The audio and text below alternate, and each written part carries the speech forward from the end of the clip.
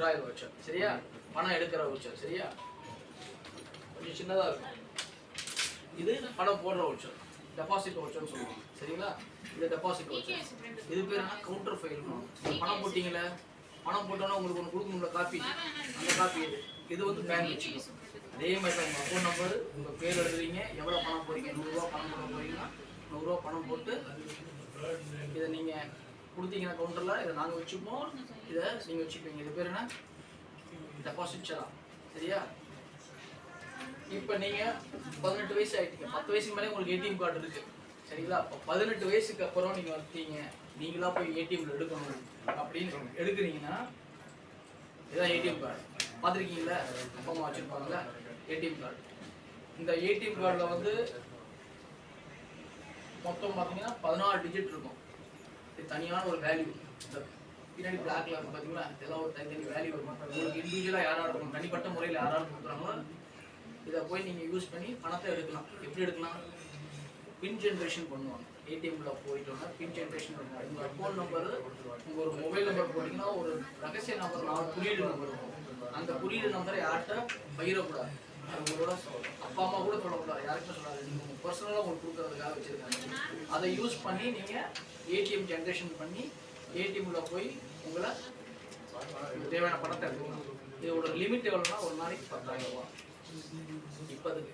சரிங்களா? அதை வச்சு நீங்கள் யூஸ் பண்ணி இதை நீங்கள் எடுக்கலாம். வேறு என்ன வேணும்? இது மாதிரி உங்களோட பேங்க் அக்கௌண்ட்டில் வந்து ஃபோன் பண்ணி கேட்பாங்க, நீங்கள் உங்கள் அக்கௌண்ட்டில் எவ்வளோ காசு வச்சுருக்கீங்க, என்ன வச்சுருக்கீங்கன்னு கேட்பாங்க. பேங்க்லேருந்து கேட்கணும் அப்படின்வாங்க. யாருக்குமே எதுவுமே சொல்லக்கூடாது. பேங்க் வந்து யாருக்குமே எதுவுமே சொல்ல மாட்டாங்க. சரிங்களா? உங்களை ஃபோன் பண்ணி நாங்கள் எதுவுமே கேட்க மாட்டோம். உங்களுக்கு எந்த ஒரு சந்தேகமும் இருந்தாலும், வீட்டில் அப்பா அம்மாவுக்காக தான் சொல்லுவோம், எந்த ஒரு சந்தேகமாக இருந்தாலும் பேங்க்கில் வந்து மேனேஜரை பார்க்கணும். அவர் சொல்லுவார் உங்களுக்கு என்ன பிரச்சனை இருந்தால். நீங்கள் இந்த நம்பர் சொல்லுங்கள், உங்கள் கார்டில் இருக்க நம்பர் சொல்லுங்கள், உங்கள் அக்கௌண்ட்டில் இருக்க நம்பர் சொல்லுங்கள், யார்கிட்ட எதுவுமே சொல்லக்கூடாது. சரிங்களா? இதெல்லாம் உங்களோட இண்டிபெண்ட், அதாவது உங்களோட தனிப்பட்ட ஒரு அக்கௌண்ட் நம்பர். இது யார்ட்டையும் பகரக்கூடாது, சேரக்கூடாது. வேறு எதுனா நீங்கள் கேட்கணுமா கேளுங்க. உங்களுக்கு இந்த வயசில் இது போதும் கேளுங்க. பேங்க் மேனேஜர் வந்து இத்தனை வருஷம் வந்து வேலை பார்க்கணும், இத்தனை வயசுக்குள்ள வந்து வேலை பார்க்கணும், இத்தனை வயசுக்கு வந்து ரிட்டையர் ஆகணும் அப்படின்னா 60 வயசுல ரிட்டையர் ஆகிடுவாங்க. 21 வயசுக்கு அப்புறம் 21 வயசுக்கு அப்புறம் நம்ம டிகிரி முடிச்சிட்டோம்னா 21 வயசுலேருந்து 60 வயசு வரையும் நம்ம வேலை பார்க்கணும்.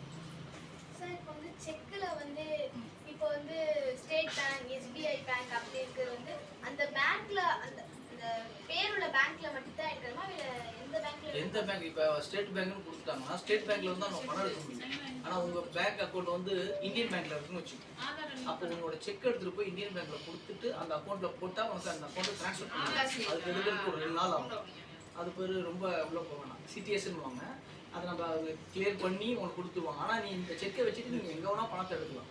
ஆனால் நீங்கள் பணம் எடுக்கணும் அப்படின்னா எந்த பேங்க் செக்கோ அந்த பேங்க்கில் தான் வந்து தான் பணம் எடுக்க முடியும். ஆனால் உங்கள் பேங்க் வேறு பேங்க்கில் இருந்தாலும் நீங்கள் இந்த பேங்க்கில் இப்போ பாப்பா கிட்ட ஒரு ஸ்டேட் பேங்க்கில் வச்சுருக்காங்க, உட்காருமா